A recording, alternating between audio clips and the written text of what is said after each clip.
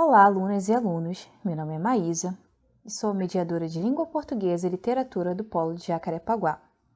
Essa é a semana 19 e nós vamos para a nossa 8ª aula de literatura com o tema simbolismo. Bom, antes de darmos início à nossa aula de simbolismo, é muito importante que a gente revise as principais características da escola literária anterior, que é o parnasianismo. Vamos lá. No parnasianismo, nós temos o ideal da arte pela arte, que trata da proposta que busca a perfeição da forma.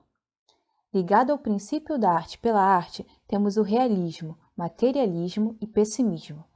E também o universalismo, orientalismo, helenismo e romanismo, que se apresentam através da retomada da tradição greco-romana. Também a partir do ideal da arte pela arte, temos o esteticismo, que se manifesta através da obsessão formal, do perfeccionismo na construção do poema e através da riqueza do vocabulário. A arte pela arte também está ligada à aproximação das artes plásticas com a poesia pintura e com a poesia escultura, que apresentam características como impassibilidade, ou seja, controle emocional. Também está ligada ao descritivismo, que é a atitude de observação. Por fim, também está relacionada à precisão, clareza e objetividade. Agora, vamos falar sobre o contexto histórico do simbolismo. Vamos dividir em duas partes. Primeiro falando sobre o contexto histórico na Europa, depois sobre o contexto histórico no Brasil. O simbolismo surge na França com a publicação de As Flores do Mal, de Charles Baudelaire, em 1857. Logo, ele é considerado o inaugurador do simbolismo na Europa. Temos também o fim da Belle Époque, que é um termo francês que significa bela época e que se refere ao período histórico do final do século XIX até o início do século XX, caracterizando-se como um período de grande prosperidade na Europa Ocidental, pois não havia guerras, e também como um período muito próspero no âmbito econômico. Dessa forma, a sociedade se voltava muito para as artes e para o lazer. A Belle Époque acaba com o início da Primeira Guerra Mundial, que foi de 1914 a 1918 e que naquela época se caracterizou como um conflito mais brutal já visto. Além disso, é muito representativo, justamente por marcar o fim da Belle Époque e toda a sua prosperidade. Temos também a crise econômica, questão essa que já vinha se acentuando na época, mas que piorou com a chegada da Primeira Guerra. Agora nós vamos falar do contexto histórico no Brasil. O simbolismo surgiu no Brasil em 1893, com a publicação de Missal e Broques, de Cruz e Souza, já no finalzinho do século XIX. Temos o fim do Império e o início da República em 1889, com a proclamação da República Brasileira e o fim de seu império. E a implementação da indústria brasileira, que se caracteriza pelo notório crescimento. Temos também a modernização crescente das cidades, que surgiu como consequência desse crescimento da indústria brasileira.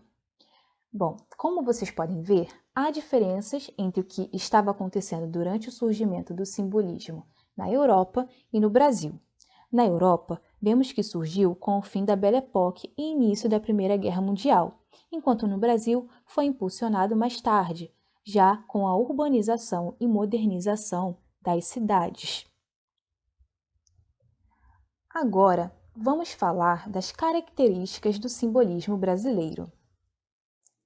Temos a retomada de elementos românticos, como, por exemplo, a emoção acima da razão, entre outras coisas. A subjetividade profunda, privilegiando as emoções em lugar da razão. Essa questão é muito importante e percebam também que vai totalmente ao contrário do que o parnasianismo prega. A questão da musicalidade, com o uso das figuras de linguagem, a assonância e a aliteração. A assonância é a repetição de vogais e a aliteração é a repetição de sons de consoantes. Mais à frente nós vamos voltar nessa questão e vamos falar um pouquinho mais sobre essas figuras de linguagem. Abstracionismo, que podemos definir no simbolismo como imagens alegóricas e uma espécie de abuso no uso da figura de linguagem chamada sinestesia.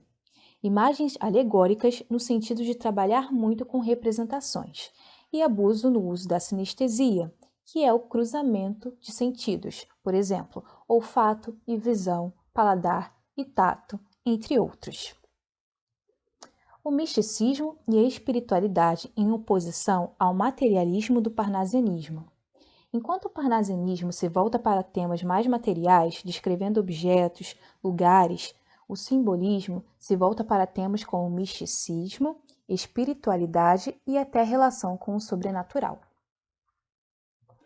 Melancolia, que é algo recorrente no simbolismo, principalmente porque se trata de uma linguagem mais emotiva, mais emocional.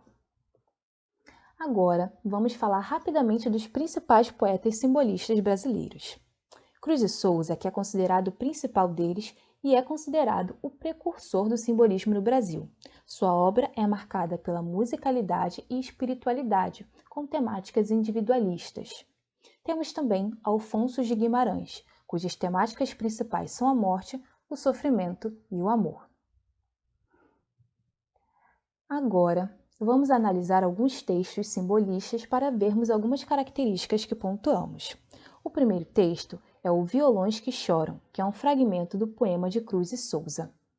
Eu sugiro que vocês pausem o vídeo para que vocês possam ler esse fragmento com mais calma. Como vocês podem ver, se trata de um poema muito abstrato. O poema manifesta uma profunda melancolia em um cenário em que o som triste do violão se mistura com as tristes vozes que murmuram lamentos. Destaca-se nesse trecho também um exemplo de sinestesia, em violões dormentes, mornos. Então, temos como destaque o seguinte cenário: os violões que produzem sons tristes, como vemos em plangentes violões, e que se mistura a vozes de algumas pessoas. Soluços ao luar, choros ao vento. O som do violão triste se mistura ao som daquelas pessoas que lamentam, que choram, tristes. Destaca-se neste trecho também um exemplo de sinestesia, como eu já falei, violões dormentes, mornos. Lembrando que sinestesia é a figura de linguagem em que temos a mistura de sentidos, visão, olfato, entre outros. Em plangentes violões dormente, mornos, temos uma mistura de audição com tato, porque o som desse violão é triste, mas ele também é morno. Essa sensação de morno, de quente, é uma sensação que se tem a partir do tato, mas aqui você tem uma mistura. Bom, em um clima de imaginação e fantasia, o eu lírico se refere a noites descritas como algo distante e, em certos momentos, até difícil de definir racionalmente.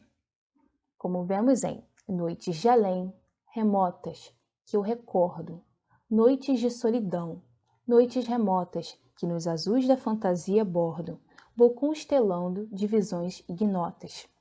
Observem também a construção que ele faz. Ele mesmo borda essa fantasia. Vou constelando divisões ignotas, ou seja, as divisões desconhecidas. Nem ele sabe definir muito bem que noite é essa, quase como um clima de sonho. Nota-se aqui uma das grandes marcas da linguagem simbolista, a musicalidade. Vozes humanas e acordes de violão, que se misturam produzindo uma melodia única. Destaca-se aqui como principal recurso dessa musicalidade o uso da aliteração, notável na repetição incessante do fonema. Aqui temos uma das principais características da musicalidade, que é o uso da aliteração, que é a repetição de consoantes, como vemos no seguinte trecho. Vozes veladas, veludosas, vozes. Volúpias dos violões, vozes veladas, vagam nos velhos vórtices velozes, dos ventos, vivas, vãs, vulcanizadas.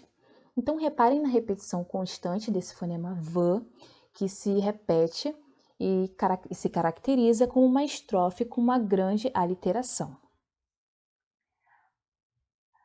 Agora, vamos para a análise do segundo texto, que é o Ismália, de Alfonso de Guimarães. Também peço que agora vocês façam uma pausa para que vocês consigam ler esse poema com mais calma. E vamos analisar a partir do slide seguinte. Ismália, em um estado de pura loucura, põe-se no alto de uma torre, fixada na figura da lua que se coloca em duas direções opostas, céu e mar. Então, aqui temos a seguinte situação. Ismália aparentemente enlouquece. Ela vai até o alto de uma torre e vê fixamente a figura de uma lua. Só que essa lua se projeta em dois locais totalmente opostos, que são o céu e o mar, como vemos em Quando Ismália enlouqueceu, pôs-se na torre a sonhar, viu uma lua no céu, viu outra lua no mar. Aqui é expressa mais uma vez a oposição entre corpo e alma. Essa oposição entre corpo e alma é muito importante dentro da estética simbolista. A alma, que sempre busca um refúgio de um corpo que representa uma prisão. Ismália entra em um processo de perda total de consciência, manifestando mais uma vez o desejo de transcendentalidade. Ou seja, esse desejo de ir além até do que é impossível, como nós podemos ver em No sonho em que se perdeu, banhou-se toda em luar, queria subir ao céu, queria descer ao mar. Então ela se vê cada vez mais fixamente, ela vê cada vez mais essa figura da lua e ela se banha nessa lua. Percebam que tudo é colocado de uma maneira que não sabemos se isso é verdade ou delírio.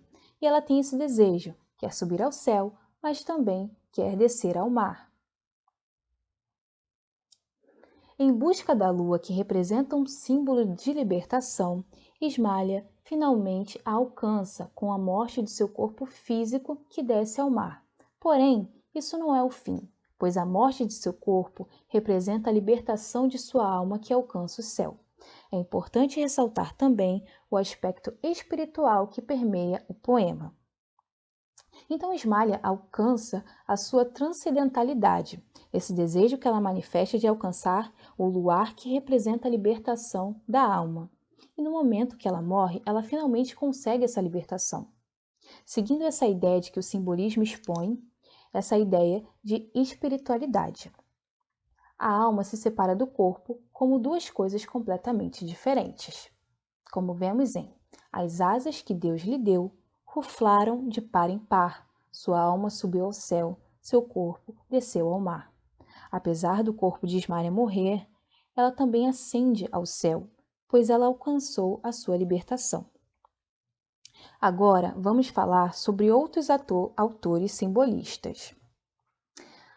Augusto dos Anjos é considerado o poeta mais original do início desse século. Embora apresente influências formais parnasianas, como o gosto pelos versos alexandrinos e decassílabos, influências naturalistas, como a crença no cientificismo e no determinismo, e influências simbolistas, como o pessimismo e a musicalidade dos versos, produziu uma poesia singular, expressa em uma única obra, Eu, de 1912. E temos também Pedro Keuquerre. Seus poemas foram impressos em jornais e revistas da época, especialmente nas publicações simbolistas Os Anais e Nova Cruzada. O poeta não deixou obra editada. Sua poesia foi editada num livro pela primeira vez no ano de 1970. Ele foi o criador de uma linguagem poética fragmentária, concreta, condensada e com fortes rupturas sintáticas e semânticas, formadas por aliterações, onomatopeias e neologismos.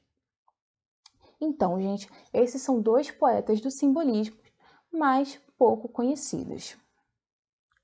Agora, vamos começar a falar um pouco do simbolismo na arte.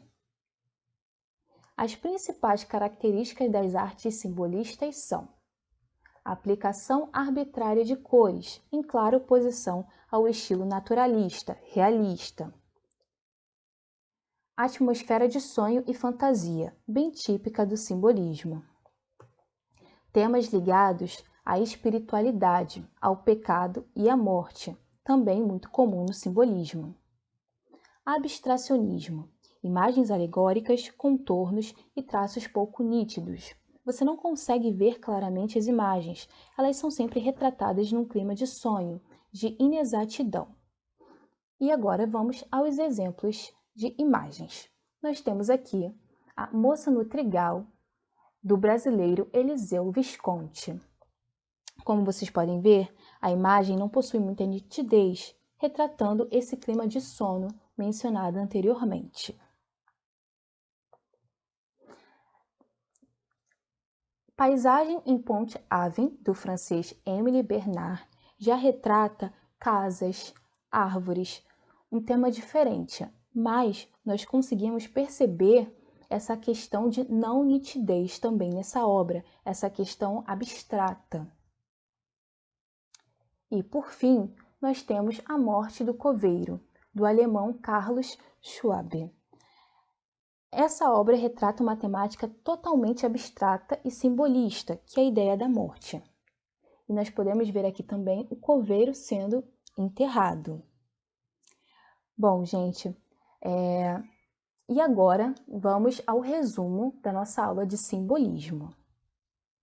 A subjetividade, ela se apresenta como a característica principal dessa escola literária. E a partir dela, nós temos as outras, o antimaterialismo e o abstracionismo, a espiritualidade, o misticismo e a musicalidade. Essa é a bibliografia da nossa aula de hoje, tá, gente? E a aula corresponde ao capítulo 5 da apostila 2.